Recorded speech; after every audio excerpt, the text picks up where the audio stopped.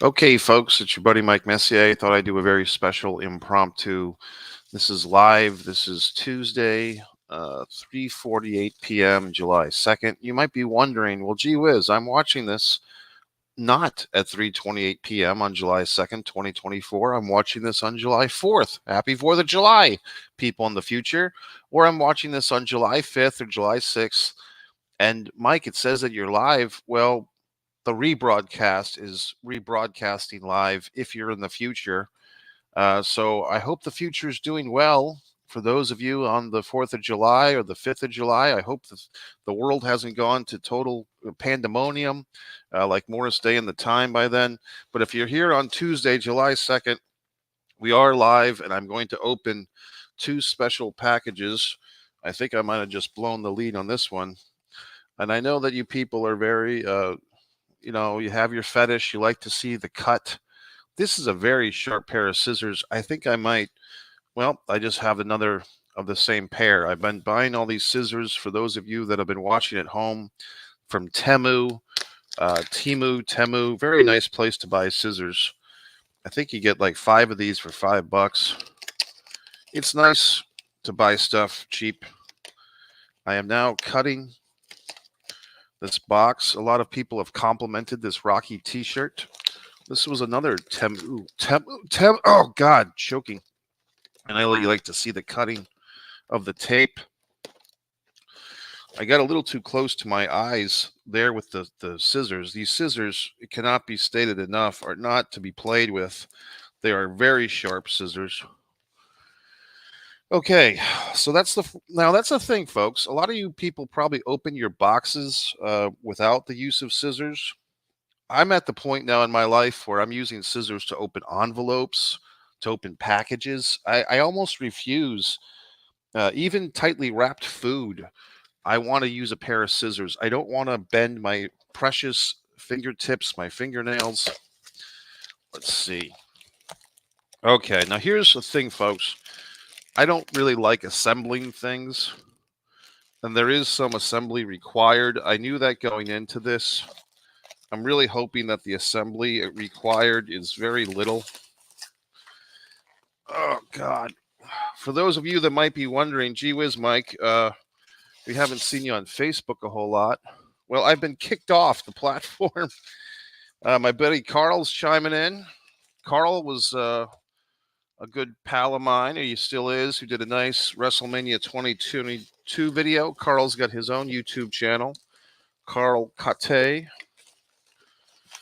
Carl's in Chicagoland area, not Chicago exactly, of course, but the vicinity. Oh, Jesus. This is tremendously heavy. This is what's in the box. Look at it's got like actual screwdrivers, like screws, like heavy screws are in this thing. My goodness. My buddy there, my boxing buddy, I believe this is a gentleman that I'm scheduled to interview in a few weeks if I'm thinking of the right person, the real Ian Coe. If this is who I'm thinking of, the boxer, we'll be doing an interview in a couple of weeks. I believe on July 12th, if I'm not mistaken. I recently picked up a Honky Tonk Man and Owen Hart shirt. Wrestling shirts are a guilty pleasure. That's true. And I actually do get a lot of compliments when I wear my wrestling t-shirts out and about. A lot of times the NWO shirt, I have a couple of NWO shirts now. People have been intrigued as to what they are. Some people thought it was a Bernie Sanders reference. Okay, folks, in case you're wondering what is this giant monstrosity, and some of you guys, even Carl and Carl might be appreciative of this. This is an exercise bike, like a little exercise pedal bike to put underneath my desk to get a little workout while I'm doing these things. As you know, I spend so much time online, so much time on the computer creating wonderful content for you people that, I need to get my reps in, folks. I need to get my blood flowing. So I figured, why not invest? And I did some nice Amazon price comparisons. There was different models to this thing. I have been exposed to these things in the past, these little exercise bikes that you just put underneath the desk. And I think this one's going to be fine. I think that I will use a yoga mat to not allow this thing to slip and slide all over the place. I am not looking forward to the assembly, but in the last few weeks, folks, you'd be surprised. I've actually gotten better about assembling products. The very chair that I'm sitting in was a Temu purchase, this wonderful office chair. If you can see it, I got it for about $40 and it's really quite nice. It's not overtly comfortable. It's just comfortable enough to get stuff done. You know what I mean? Carl's saying nice headphones. These were an Amazon purchase about 2 years ago, buddy. And you can't find these anymore. At least I can't. The red and the blue. I just like that. It kind of stands out. It's its own thing. I have Redbone Coonhound puppy. Oh, that's nice. Puppies are always nice, buddy. And a Beagle German Shepherd mixed puppy. That sounds like you have a nice little dog show over there, buddy. Chicagoland Dog Show. Very exciting for Carl. Like I said, this one I'm really excited about. If it is what I think it is. Okay, I know you guys have your little fetish. I don't want to fetish shame that you're into the cutting. I do want to encourage your participation, so I'll let you hear that audio. Little bonus cut for you. I know you guys are into that. And no judgment on my behalf. So let's see. Should I get to this question real quick? Thoughts on Chad Gable, the wrestler for WWE? He's very talented. I think in WWE land, sometimes the best and the brightest don't get fully appreciated. I was just watching the former Damian Sandow be interviewed on the Monty and the Pharaoh show. And he was a top guy. He was the first guy to not cash in on the Money in the Bank contract. They were talking about that. WWE is known for just playing favorites, and a lot of times they don't listen to their fans. And I think Chad Gable's one of these guys for 4 or 5 years, or maybe 6 or 7, going back to the Jason Jordan tag team and everything he's done as a good guy, a bad guy, very great talent. And I think, I just don't think they're ever going to utilize a guy like that as much as we'd like to be honest. So I don't think there's anything wrong with Chad Gable. I think it would be interesting if him and the Wyatt Six have like an extended program, because that would kind of be a heel versus heel program, unless there's some type of unification, or if they bring Chad Gable into the Wyatt Six, that might be really interesting. But let's get to our main event, folks. So basically, I think he's an underutilized talent. To answer your question, I think Chad Gable is an underutilized talent who's great on the mic. He's great in the ring. And I just feel like one of these guys that the WWE undervalues and the fans don't. Look up Dolph Ziggler. That guy lived that for 15 years. But let's see what this main event is here. Very exciting. Oh, my goodness. Look at this. Wonderful new cover. Now, this is gets into this world of self-publishing, gentlemen. This is my novel, Fight or Play Basketball. Ian would appreciate that. It's got a boxing story. It's got a basketball story. Single mom, a kid, a couple of boxers. Look at this wonderful background. Very exciting. That's your buddy. And you wouldn't believe that I actually published this book in 2022. Self-published, and I've gone around the ringer with this thing. I self-published a book, and then it's like, oh wow, look, a typo, and then another typo, and I just got so frustrated that my novel was out there in the public and being read by a few people, but to me, I feel like I had some things in this book, just mostly typographical errors, grammatical things that could be improved. Notice that I didn't say grammatical errors. I said things that could be improved. And I just I couldn't live with myself anymore unless I did a total revamp of this novel. I've been working on that for the last 6 months, including I actually did the new type on the cover first. Now, if you're wondering, well, gee, that's such a wonderful cover lettering. The fight in red is to represent the boxing, and the orange is to represent the basketball. So it's all it's all very surface level stuff here, folks. The subtext is right there. I just felt like I needed to improve this novel before I really push this thing to the outer limits with publicity or whatever I'm going to do with it. And I want to thank a good friend of mine. I was just on the phone with him earlier today about another situation. Benny J. Scala has his forward in the book, which is nice. A one-page forward that Benny did a nice job. And even that, I spent an hour getting his forward to be on one page of the book. So the self-publishing is fun, but it's not easy. It's time-consuming. It's not for everybody. But what I like now is that this novel looks a lot better, in my opinion, than the previous prints. And I was about to say edition. However, I did learn something new. This is not a second edition.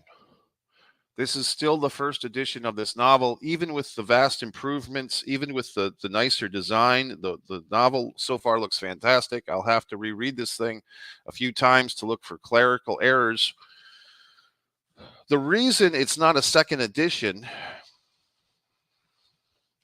is because I didn't add or subtract any chapters or any vital storylines. There's no character changes. There's no story development changes in this novel. And only if you do that, only if you greatly add a chapter, subtract a chapter, change the name of a major character, any of those things might warrant a second edition for a fictional novel.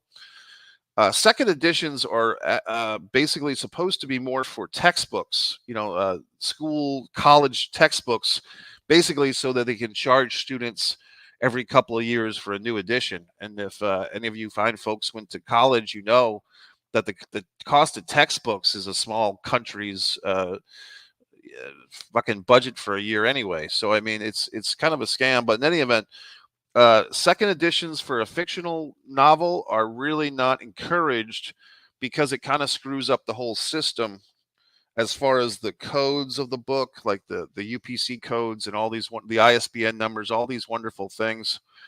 So in any event, if you order this book now, I think Carl has in the past, but if you order it now, it's going to look a little bit tighter. Like I said, the story hasn't changed. So if you have read it, only if you really want to get a new copy, but why don't you? Chapter 32. I even changed the back of the book. I used to have like a little synopsis of the whole novel. Now I just have a little excerpt. So in any event, folks, I'm very excited. I can sense the excitement throughout the world, the universe. Other things going on here with me. I've been exploring my my artwork, my acrylics, as you know, very exciting. Tonight, I'll be going to see a documentary. My buddy Royce Freeman at Sunray Cinema has his First Coast documentary about filmmakers from Jacksonville. Somehow I got interviewed and included. I hope I'm in the final cut. Maybe I'm not.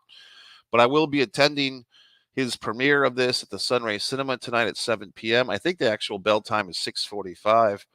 I was up till 7 in the morning this morning working on another project, which I will have a big surprise on One Man and a Camera Films.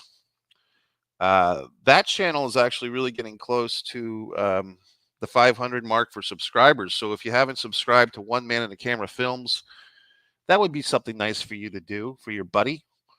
The number one Man and a Camera Films.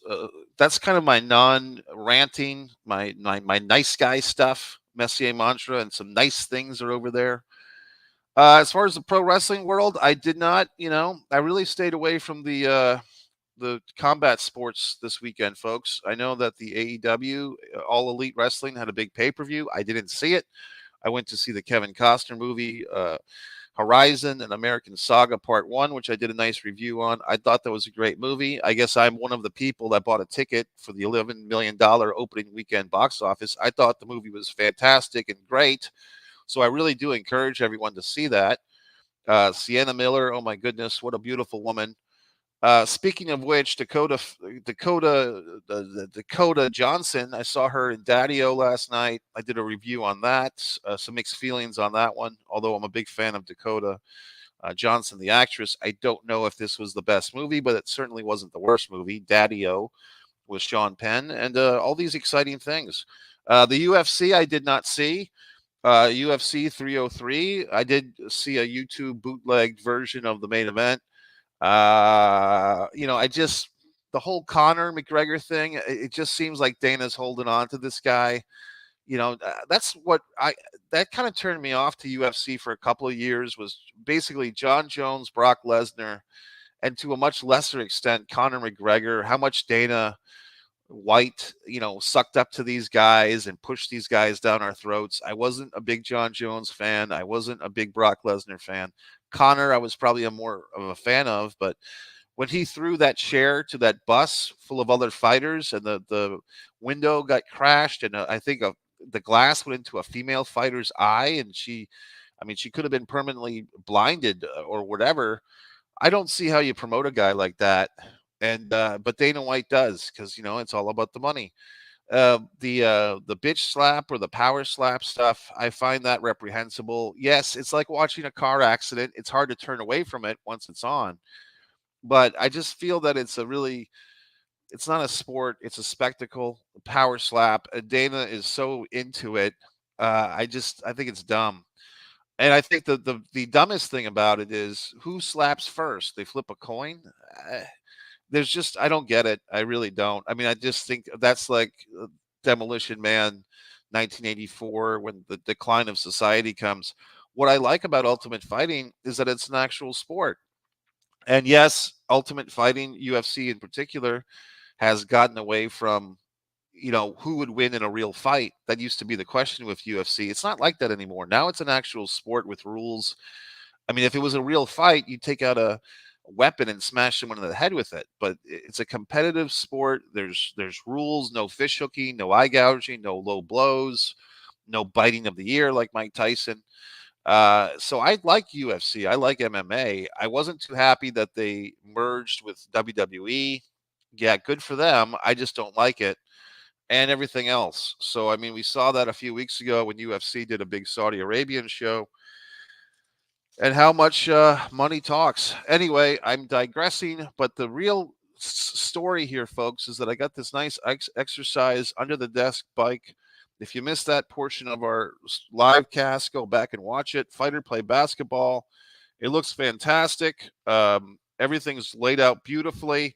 Now I get to have another week where I read this thing. See, that's the thing. You're never quite done. And I'm sure... See, I'm already setting myself up. I'm sure that there'll be one little typo, one little semicolon that should have been a period, one little V that should have been an and, or something of that nature. And I'll get all excited and I'll get all pissed off. And then I'll have to go and I'll have to tweak this thing again. But that's part of the fun, folks. That's part of the fun of being me. You can leave a comment. You can leave a question. You can leave a topic. Once again, One Man in a Camera Films. For my own film work, there'll be some new stuff on there real soon. One artist, Mike Messier, for my wonderful acrylics. You can even purchase some on eBay.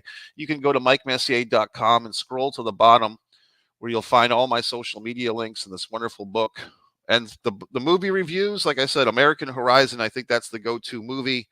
A Quiet Place, Day One, disappointing. I just feel like it just didn't deliver anything new. It was just the same stuff that we saw in the first two, and so on and so forth. But have a good week, folks. It's Tuesday. It kind of feels like Monday to me. And nice to see everyone. Thanks for checking in. MikeMessier.com.